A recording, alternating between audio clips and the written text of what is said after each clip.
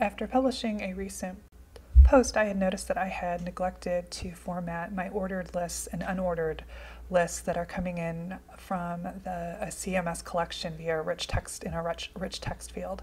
So this is my quick tip on how to make sure that your ordered lists and unordered lists have the formatting that you like. So you can see in this particular example that there's a difference in the types of fonts that are used between these ordered lists and unordered lists.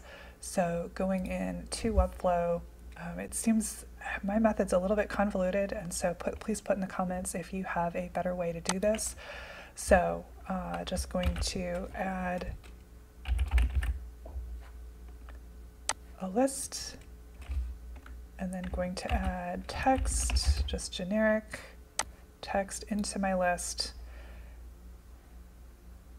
and then going over here, I have the ability to select all list items, which is what I want to do. And as you can see, the font is Merriweather and not the font that I'm actually using elsewhere on the site. So just quickly changing that, and if I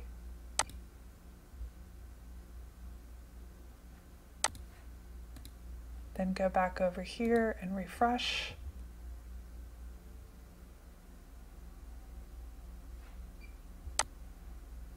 I can see that the font has now changed.